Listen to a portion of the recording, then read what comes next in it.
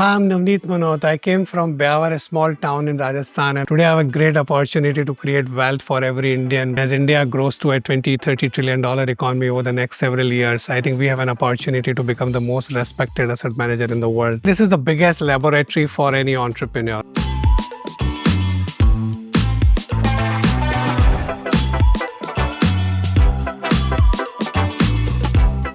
Navneet, welcome to Qunba. It's going to be an absolute delight having this conversation with you. Navneet, opening question for today. What creates self-doubt for you and how do you overcome it? I think I'm always paranoid. So I might come across as very confident, somebody who makes a lot of visionary and bold statements, and I really act on them. At the same time, I think deep inside me, I'm always very paranoid. And as someone said that all the extempore speeches were well prepared, I think I'm one of those. I'm very, very paranoid all the time, yeah. Navneet, what advice would you give to a CIO or a sales head getting elevated to a leadership role for the first time? So there's a difference between being a good player and being a good coach. So actually transitioning from a role of a player to a coach, and you need to understand that well. Your job is not only to do a good job, but also now to inspire people who can do a good job and a better job. At the same time, people think that as I've grown in the job, sometimes they lose touch with the ground reality. I think if you are a sales head and become a CEO, doesn't mean that I only need to hire good people and inspire them to take care of my clients. You have to be attached to the clients as well. That's very, very important. That will make you a better leader who can manage clients better. As a fund manager dealing constantly with numbers and forming decisions basis data, how much does instinct really play a role while leading people? So I always said that investing and business of investing are two different things. You may be a good investor, but you may not be good at running a business of investing. First of all, I mean, while data and analysis are critical for fund managers, but even in fund management, your intuition plays a very big role. Investing is science, but a lot of investing is actually an art. The same information is given to you by a company to all the fund managers at the same time, but then different fund managers interpret it very, very differently, or they act very differently on that. So even there is a role of intuition. But then as you get into a more leadership role, there it's a lot about having interest in people. As you grow, developing that intuition of hiring the right set of people and getting the best out of them is slightly different than just managing money. What's the most common myth or misconception about leadership that you think you should clarify? People associate leadership with charisma. And there's this beautiful book by William Thorndike, The Outsiders, that if you look at some of the most outstanding CEOs who have delivered a lot of value to their stakeholders are the ones who are not charismatic. I think it's remaining grounded, being humble, and that attention to detail while thinking big. Navneet, the startup ecosystem has created a mass of young leaders in their late 20s and 30s. What do you find most exciting about the young generation of leaders today? The way they are thinking of building scale at very early age was unheard of till a decade back, right? I mean, we were constrained on capital, we were constrained on resources. Today, I think some of the youngest of the entrepreneurs that you meet, you think very different dream. You look at very, very different ambition or the scale of ambition that they have. That has been possible for the changes that have happened in society. There's this term called blitz scaling, where how to really build scale at a breakneck speed. They call it speed over efficiency. And that's how you kind of like compete against the large incumbents today. At the same time, learning from the past is trees don't grow to sky. Maybe there could be few trees that can grow fast, but large number of trees don't go to sky. And then how to imbibe some bit of risk management, some bit of longer term thinking into that. I think imbibing both of them or integrating both of them would do good to most of the entrepreneurs. What's your advice to leaders as to how they manage millennials today? I think they're driven by purpose. They want to work with organizations that have a purpose at the center of everything they are doing. They buy stuff where they see the impact on the planet and impact on the society. They invest with people where they can see what my money will do to the world or to the future generation, and not only what my money is earning. There's a very different generation. There's a lot smarter than us. They are dreamers. They are ambitious. And I think we need to respect that and harness their energy. Is there a common piece of career advice that you've heard of but completely disagree with? The biggest is when people say this is how you should build career. I never thought like that. I I strictly believe in going with the flow. And as an investor, as a CIO, as a CEO, I have to think ahead. I have to think about what lies ahead in future. But at the same time, personally, I think just remaining fully invested in the job of the day, I think is very critical. I never thought like, okay, this is what I will do, and then I will become a fund manager, and then I'll become a CIO, and then I'll become a CEO. And I hear from a lot of people that I have to do this to become a CEO, or I have to do this to become this. I don't think that's a right way. I'm a hardcore believer in Bhagavad Gita. I mean, you just do the karma, right? Things will fall in place for you. This whole notion about work-life balance, better word would have been a work-life integration. I mean, if work is pleasure, then life is a joy. If work is duty, then life is a slavery. And whichever position you are in, you have to truly enjoy every single day of your work. And what's the most brutal advice that someone like you has received on your leadership? Who did it come from? What did they tell you? I think my secretary and several friends have been extraordinarily critical of me, and I think they have added a lot of value to me. I came from a small place in Rajasthan, a place called Beawar. I never traveled outside Rajasthan till I was probably 15, 16, except Delhi and Ahmedabad. So you can imagine, I mean, you can look at my background. So when I landed here, first few years, every time I would have like several of the feedbacks from and I was like very lucky that the colleagues, the feedback that they gave me, they made me a better person. Navneet, as someone who manages prima donna fund managers, how do you give CIOs or fund managers feedback? I think market teaches them a lot. Nobody can remain a star for long. But at the same time, I think giving them a deep sense of purpose, that why are we here for? Fund management is one of the most noble job in the world. Somebody is trusting you with their hard-earned money, and a lot of their life goals are dependent on what you are doing with that money, and not allowing your success to go to your head, but at the same time having a deep sense of trusteeship that I'm doing it for someone else, and remaining paranoid that market is a great leveler. My success of yesterday may not be replicated tomorrow. I think that's very, very critical. How does a leader become a true leader of people? People relate leadership with a title. It's a CEO, that's why you're thinking of me as a leader, but I think it's all about having interest in people. Also, I think a willingness to work hard and build institutions, something that can last beyond them.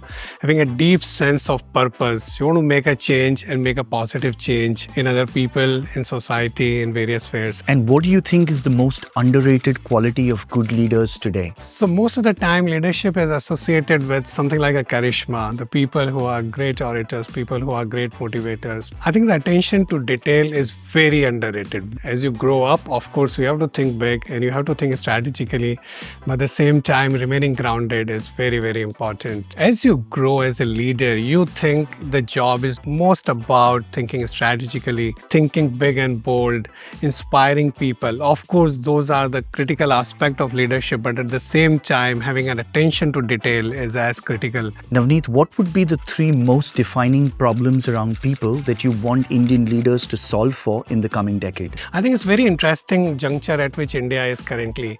So you have a population which is underserved on all aspects like education, healthcare, financial services, even the basic necessities. But on the other side, the digital technology is giving us an opportunity to deliver a lot of these things in a time span which wouldn't have been possible to deliver even through decades of hard work. We leapfrogged PC to straight to a smartphone, with millions of people have got access to a smartphone.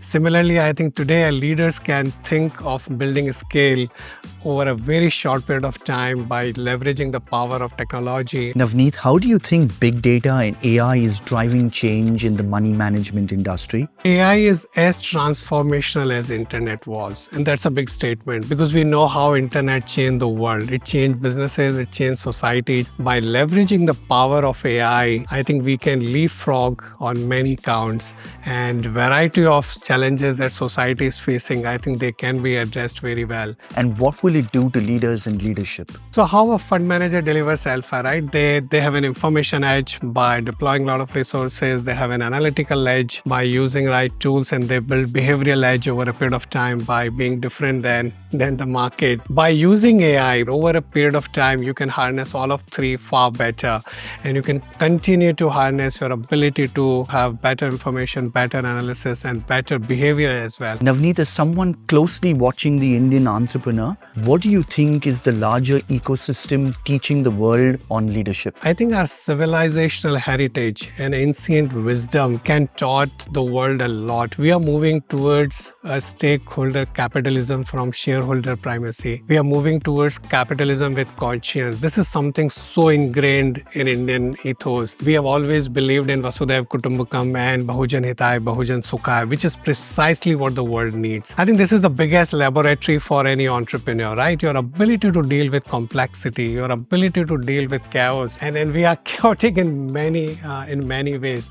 There's this beautiful term called anti-fragile, that you don't build resilience in today's world. That's not enough. You need to be anti-fragile. How do you become better after every crisis? And in a society and in a country like ours, where you are constantly dealing with many challenges, you are dealing with limited resources, or you are always constrained in many ways, there you thrive and build scale. That's a different skill set altogether. 3 words that describe Navneet Munot's leadership style. I think I'm caring. I think I'm balanced. I think I'm grounded. Navneet, what did you learn from each of these institutions you worked at? Birla, Morgan Stanley, SBI, and now HDFC. I think they were all outstanding. In Birla, I think the whole Parta system, I think the attention to the financials, which I saw in the group and everyone, was absolutely outstanding. In Morgan Stanley, I saw a worldview, and it was a very interesting time, 2007-8, the global financial crisis, when I was there. And I saw John Mack, Colm Kelleher, and James Gorman, how they managed that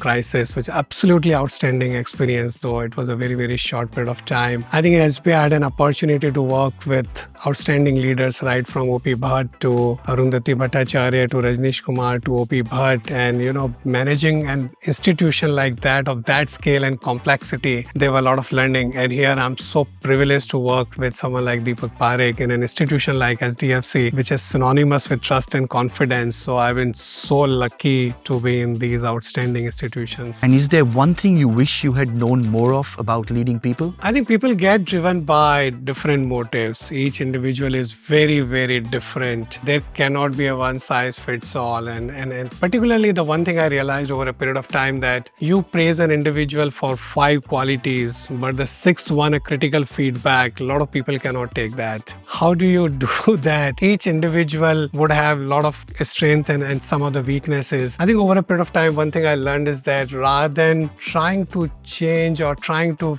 improvise on the weakness, just focus on the strength. And that's the best way of managing people. There's an interesting quote of Charlie Munger that never marry someone with a hope to change the other individual. People don't change. I'm not saying that you cannot change people, but at the same time, it's better to focus on the strength continuously. That would be a better way. As a money manager, what have you learned about humans or human behavior?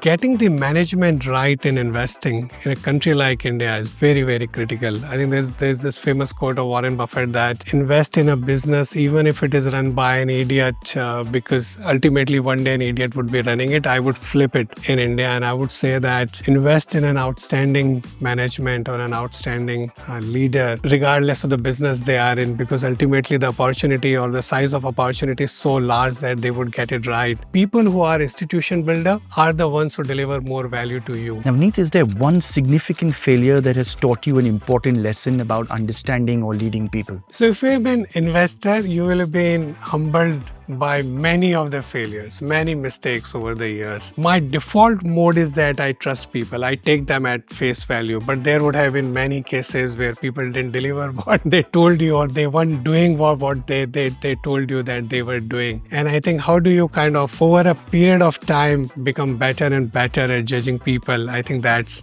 been an interesting learning. What does power mean to you in HDFC Asset Management? With power comes responsibility. So when you carry a visiting card of HDFC, you command a lot of respect and confidence from your people. People respect you, but at the same time, it comes with a lot of responsibility on your shoulder. At every point in time, everything that we do, we must keep in mind that we are carrying that legacy, we are carrying that brand. What I spend most of the time when I meet people, whether in my town hall or in my monthly letters, in all communication or in one-on-one meetings or in large group meetings, is communicating our vision and mission, which are very audacious. Our mission is to be the wealth creator for every Indian. Our vision is to be the most respected asset manager in the world. And I tell them that this has to be your vision and your mission. Whenever you are introducing yourselves, don't say that I'm such and such from such and such organization. Say that I'm the wealth creator for every Indian. And I want to be the most respected asset manager in the world, because unless each and every individual in the organization carry that mission and vision with a deep sense of purpose, a deep sense of passion, we won't be able to achieve that. So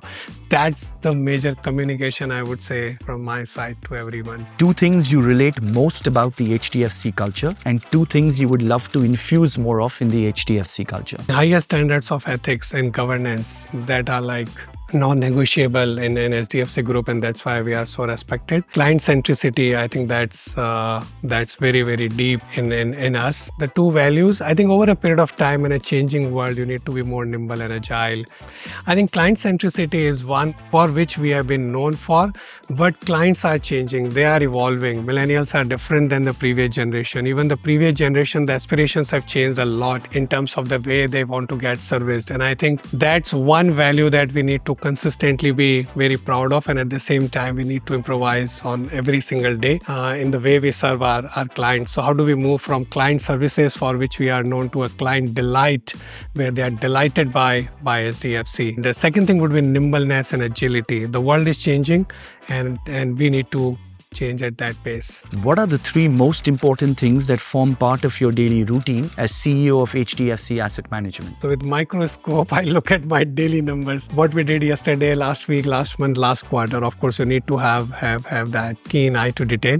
At the same time, need to have a microscope, how the world is changing, of asset management, of the way technology is changing, the way regulation is changing, the way businesses are changing, and how do we prepare ourselves. The other, I think, is inspiring people towards our mission and vision, which I think is very audacious vision to be the most respected asset manager, and a very noble mission to be the wealth creator for every Indian. How do you imbibe that? How do you instill that in every single individual in the organization? I think is a very large part of my work. Navneet, can you tell us about a mentor or a significant leadership influence in your career and how their guidance shaped your investing and your leadership style? My father, the famous 4 words he always tell me: read more, meet more. He said a larger thing, that keep learning and keep meeting people, have interest in people. Or my grandfather may sound very orthodoxical, but he said that सबका ध्यान रखना. I mean, in a shop, if we don't know, it's whose luck for which we are benefiting from. So you have to ensure that you're taking care of everyone. But in a professional life, I think several visionary leaders, like from S.K. Mitra to Madhavan Menon to Adesh Gupta to Anand Rathi, who hired me, and then several of the outstanding portfolio managers, Bharat Shah and so many others. Is there a favorite book, podcast, or a resource on the subject of leadership that's empowering you with actionable insight? The $1 trillion coach, which talks about Bill Campbell, and what an outstanding coach that he was to some of the great leaders of Silicon Valley. I talked about that, William Thorndike, The Outsiders. My all-time favorite book is Meditations by Marcus Aurelius. My biggest inspiration in life is from Gandhi. Whenever I come across any book, any lecture, anything on Gandhi, I try my best to not miss it. Navneet, if you could put together a dream team of 3 people from anywhere in the world, who would they be and why? In sports, I like Federer. I think I'm deeply inspired by Kapil Dev. From the world of marketing, I would like to have someone. So I don't know whether it's Prasoon Joshi or Piyush Pandey. Somebody like them to build an HDFC Mutual Fund brand. Do you want to trade places with anyone in any industry right now? Who would it be and why? I wouldn't trade this place for anything with anyone. This is such an incredible job that I'm in currently. Navneet, who's been someone you've been very keen to meet in the business world? And if you were in my seat, who would you put there and what would you ask them? I think J.R.D. Tata or people like S.T. Parekh, how did they have the vision of building institutions like these, which have kind of lasted several decades after them? How they inspired people, how they instilled that sense of hope, sense of optimism, sense of trusteeship, sense sense of purpose and how they could build those outstanding businesses. What's the end goal and chase for Navneet Munot? What inspires you to be at HDFC every day? I create wealth for other people. This is so amazing. This is so noble, but this drives me. I get up every day in morning and I thank God that what an opportunity. I'm so blessed. I can create wealth for other people. Navneet Munot, your quick fire with Qunba starts now. Enjoy it. A leader must always dash. Inspire hope. A leader should never dash. Give up. One must-have trait for a fund manager in Navneet's team. Humility. When in doubt, Navneet Munot dash. Meditates. What would you prioritize more? Future investing performance or investing principles? Investing principles. 3 Indian CEOs that you're keeping an eye on. I think there are few. The Balayan of Cholamandalam Group is very interesting what he's doing. I think Gopal Vittal of Airtel. Watch him. I watch Devi Shetty because I think in healthcare, the India needs a lot more. Yeah. Money for you means? Means to an end. Freedom. One thing that nobody knows about you. I hardly traveled till I was 17, 18. Navneet's most prized possession is? Our investors. Twist in time. Restart your career with VC, PE or listed? VC. The future is active or passive investments? Both. 3 most common investing blind spots. I think we focus a lot on numbers instead of the narrative. Not getting the management right. Leading or investing? What's the more exciting job? Leading. Investing lessons with Charlie Munger or night out with the fund managers at Las Vegas poker table? No, I think Charlie Munger. A dream job you wanted but secretly didn't get? I had an offer from HDFC Group more than a decade back in a different role. And because I had signed with SBI, so I said, no, it's few days late from you. One pet peeve that your wife and colleagues would all agree about you. My wife always says that. I mean, I act like a typical placement guy like you. I'm all the time like telling people, nahi tumko ye job lena chahiye, tumko ye nahi lena chahiye, tumko wahan chale jana chahiye. Why am I spending? So my wife always used to tell me, take care of your career. You are always kind of giving career gyan to others. One thing that's been on your to-do list for the longest time. So I think I've done two Vipassana courses of 10 days. I think whenever I have time, I would love to do again. A song you often are caught humming in the car. I think it's O Palan Hare of that movie, Lagan. Navneet's 3 most used apps on his phone. So that's Power BI and Teams for work. I think it would be WhatsApp and it would be Google Maps. Morning person or night owl? Actually, I'm both, but yeah, more of morning. First thing Navneet does in the morning, the last thing you do before winding down. So first thing I do after getting up is prayer and meditation. The last thing I do is prayer and meditation. Your favorite workday time waster? So my secretary tells me all the time that the people who just walk in and you spend so much of time and you sacrifice on all your scheduled meetings. And Navneet, if you had a gigantic billboard out there, what is the message you would put to millions and why? Mutual fund sahi hai. Navneet Munot, it's been an absolute delight and honor to hear your leadership take at Qunba. Thank you very much for doing this. I think there is a lot of management lessons, a lot of leadership lessons that India can export to the world. Qunba is an idea whose time had come, but I think sincere compliments to all of you who have created what a wonderful platform to get the leadership lessons which can help the future of humanity.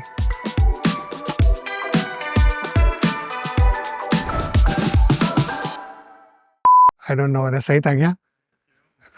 Thank you. We'll just take a slide. If you see, if you see, Yeah, okay.